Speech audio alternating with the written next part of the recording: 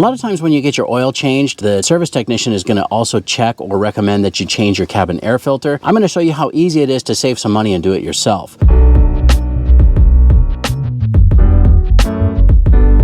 Hey, what's up YouTube? Dan the Fix It Man. Got another quick video here for you. I'm going to show you how easy it is to change a cabin air filter in a 2020 Toyota Corolla. Now the cabin air filter is located here behind the glove box, and all we need to do is open the glove box. If it's full of a lot of stuff, you can just kind of grab that and set it out of the way. Now you see over here on the side, all you need to do is squeeze the little ends of this little shaft, and that will allow you to pull off this little damper. It's almost like a little shock absorber. Now once you have the damper removed, you can just push in on either side and pull down like that. You can see there's just these little hooks here. It's just set right there on those plastic bars, but these are the tabs on either side that hook on, and that's what holds it in place. But we can set this down out of the way now. All right, now here, this little cover, this little plastic plate is what we just need to squeeze these two little ends in and then pull it off. All right, and then just grab this little tray and pull it out. All right, so you can see this is our old cabin air filter. It's also called the pollen air filter, and this one's really dirty. Now to take out the old filter, just pinch that and pull it up and out. It also says up here printed on the old filter, but that one's really dirty. We'll just get rid of this one. Now for our replacement, we just picked this up locally at our O'Reilly Auto Parts. Part number here is 4113, but I'll make sure to get one in the description for you as well. Now sometimes on these aftermarket filters, it's got some arrows on it too, but this does not say up. This is showing airflow. Now on this vehicle, the airflow is actually down. That's why all of the debris and dirt are on the top of the filter.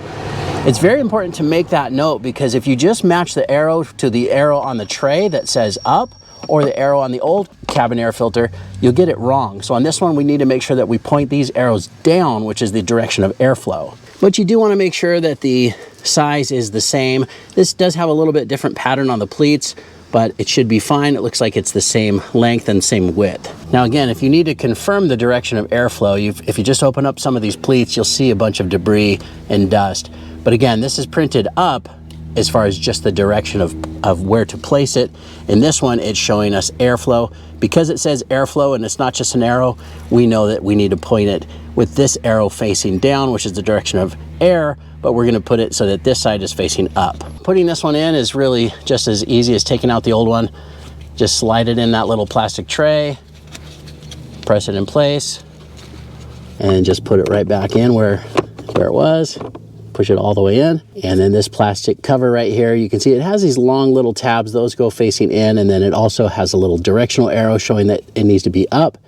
So you just put it in, start it from the left, and then press it in place, and these little tabs will just kind of click down and hold it in place. And then to put the glove compartment back in, it's really simple. You just line up those little openings, press it in, and then just pivot it upward, and these little tabs will go in and catch. And then on the damper arm, just pull that out and snap it on. And you're done. Quick and easy job. There's really no reason to pay somebody a lot of money to do something that simple for you, but you can if you want to, but if you want to save a few dollars, you can see how easy it is to do yourself. I hope you liked the video. Please give it a thumbs up and subscribe if you don't mind. That does help me out. I'll get a link in the description where you can pick up this exact same cabin air filter for your vehicle as well. Thanks so much for watching, and good luck.